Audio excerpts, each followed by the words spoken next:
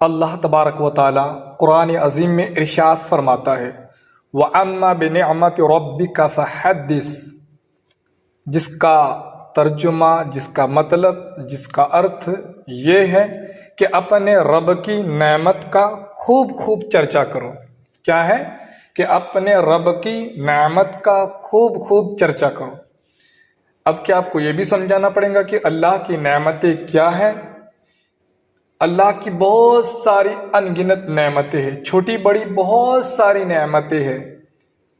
ہمارے جو ہاتھ ہے، ہمارے جو پاؤں ہے، ہماری جو آنکھیں ہیں، یہ سب نعمتیں ہیں، تو ان گنت ہے، جس کا شمار نہیں ہے۔ ماں باپ یہ اللہ کی نعمت ہے، بچے یہ اللہ کی نعمت ہے، یہ جو دنیا میں جو ہم کھا رہے ہیں، پی رہے ہیں اور زندگی جی رہے ہیں، یہ سب اللہ کی نعمت ہے۔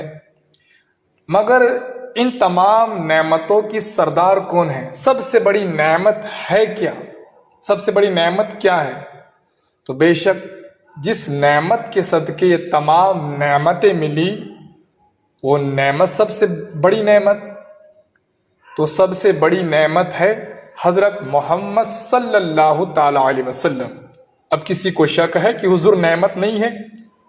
اگر کسی کو شک ہوتا ہے یا پھر کوئی انکار کرتا ہے کہ نہیں میں حضور کو نعمت نہیں مانتا، تو ایسا آدمی اتنا جاہل ہے، اتنا بڑا جاہل ہے، اور وہ تو کافر ہی ہے جو حضور کو نعمت نہ مانے۔ ماں باپ اولاد کے لیے نعمت، تو بے شک کیا نبی ہم امت کے لیے نعمت نہیں ہے؟ بلکہ میرے آقا صلی اللہ تعالی علیہ وسلم تو تمام امتیوں کے لیے، بلکہ تمام انسانوں کے لیے نعمت ہے۔ حضور سب سے بڑی نعمت۔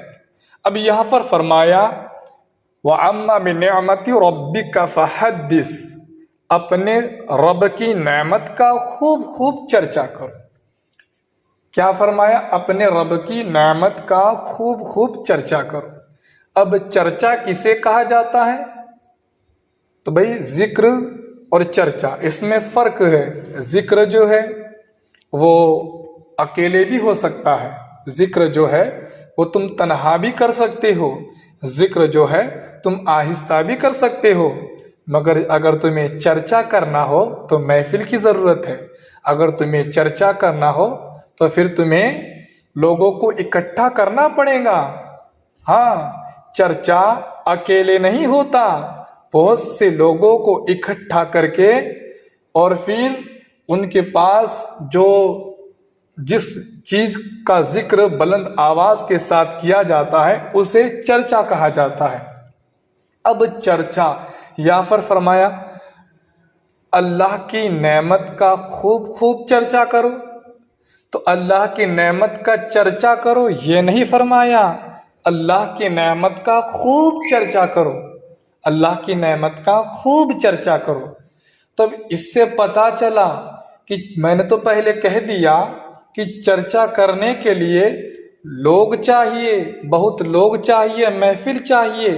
اب رب فرماتا ہے اللہ کی نعمت کا خوب چرچا کرو، تو اس میں تو اور ایک بات آ گئی کہ بس ایک بار کر کے بھول مت جانا اسے، ایک بار کر کے، ایک مرتبہ کر کے بھول مت جانا، بار بار کرنا، بار بار کرنا، خوب خوب کرنا، خوب خوب چرچا کرنا۔ تو یہاں پر فرما گیا اللہ کی نعمت کا خوب چرچا کرو، تو یہ خالی نعمت کی بات ہے، جو نعمتوں کی سردار ہے اس کا چرچا کس طرح سے کیا جائے۔ تو آج جو عید میلاد النبی کے موقع پر بڑی بڑی محفلیں سجتی ہے، لوگ اکٹھا ہوتے ہیں، جلوس نکالتے ہیں، تو الحمدللہ حضور کا ذکر ہوتا ہے، حضور کی نعت پاک پڑھی جاتی ہے، حضور کا ذکر ہوتا ہے۔ تو اس طریقے سے الحمدللہ جلوس کے ساتھ، محفلوں کے ساتھ ہم لوگ حضور کا میلاد مناتے ہیں، یعنی حضور کا ذکر کرتے ہیں۔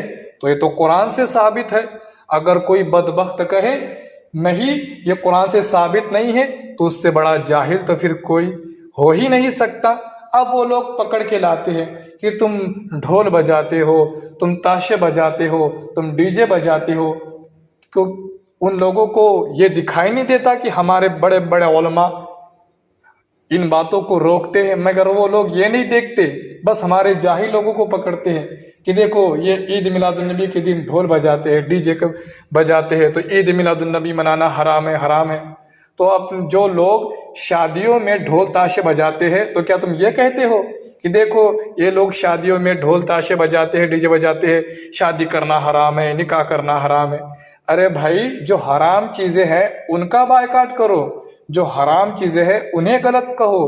بے شک ہمارے سننے علماء جو حرام چیزیں ہیں ان کو غلط کہتے ہیں، مگر اس کا یہ مطلب نہیں کہ میلاد ہی منانا حرام ہے۔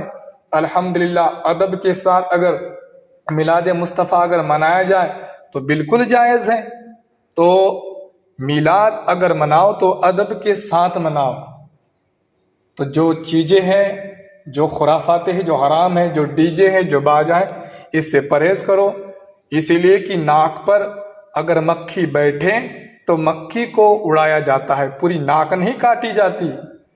تو وہابیہ دیوبندیہ کہتے ہیں کہ ناک ہی کاٹ دو، یعنی میلاد ہی ختم کر دو۔ تو بے شک نثار تیری چہل پہل پر ہزاروں عید ربیع الاول، نثار تیری چہل پہل پر ہزاروں عید ربیع الاول، سوائے ابلیس کے جہاں میں سبھی تو خوشیاں منا رہے ہیں، سوائے ابلیس کے جہاں میں سبھی تو خوشیاں منا رہے ہیں۔